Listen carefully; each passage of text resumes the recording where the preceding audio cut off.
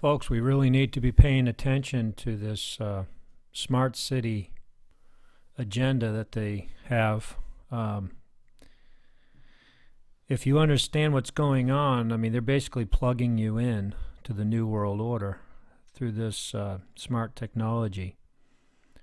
Um, a smart city uses digital technologies to enhance performance and well-being, to reduce costs, resources, consumption, to engage more effectively and actively with its citizens.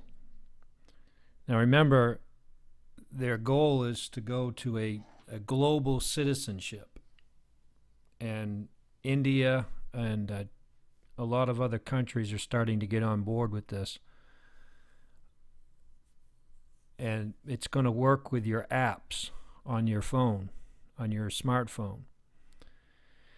So everything will work with your with apps on your smartphone and sensors.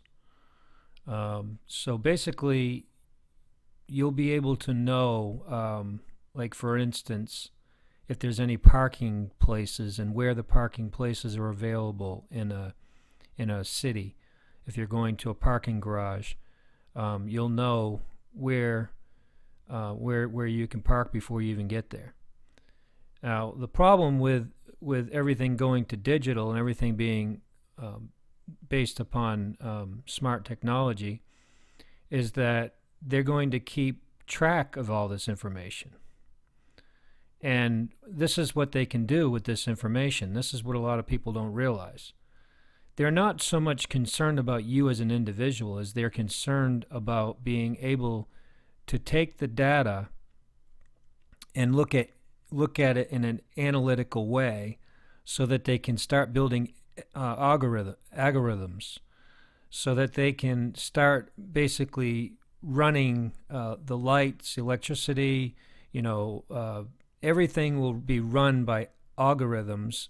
And so basically, it'll be based on the populace. It'll be based on the average. It won't be an individual thing anymore. So on the average, how much a city uses consumption-wise in electricity, the city will be given that much energy. And obviously, if you exceed those regulations, then there will be fines eventually.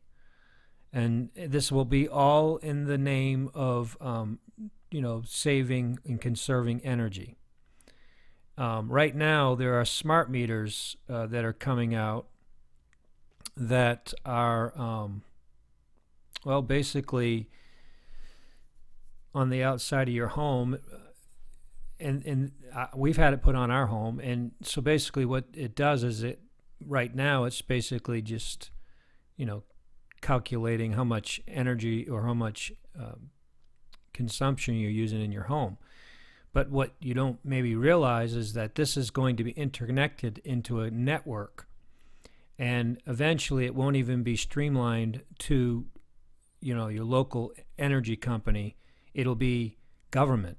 Eventually, all the energy companies will be government, and it'll be your local government, and then it'll be your state government, and then it'll be your nation government or the national government. And so here you got your national government, and then you got your local government, and then you have your towns and your cities that are going to basically be everything will be basically under the government when they get done. And so, like I said, it won't be like you going and buying your electricity from a local company anymore. No, eventually you'll be getting your energy from the government, and it'll be based on a smart grid. And that's what it says here. It says the interest in smart cities is motivated by major challenges, including climate change, economic restructuring, the move to online retail and entertainment, and aging populations, and pressures on public finances. Remember, their whole idea is to bring order out of chaos, and the word order is control. Just today, they started using that word control when they started talking about the new police state that's coming to New York City, where they're going to actually be carrying machine guns. It's for anti-terrorist group, and they actually use those words, control.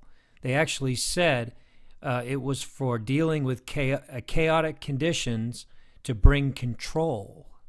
So here you're seeing more and more that new world order is being implemented into their program or their plan. So understand that smart cities is not a good thing for us, because it's just bringing us closer and closer to a new world order, which is going to be completely dominated by government. It'll be big government will control everything. And you know that the ones that will basically going to make the rules will be the corporations. That's what democracy is. Democracy is controlled by the corporate. This country was founded upon a republic, not a democracy.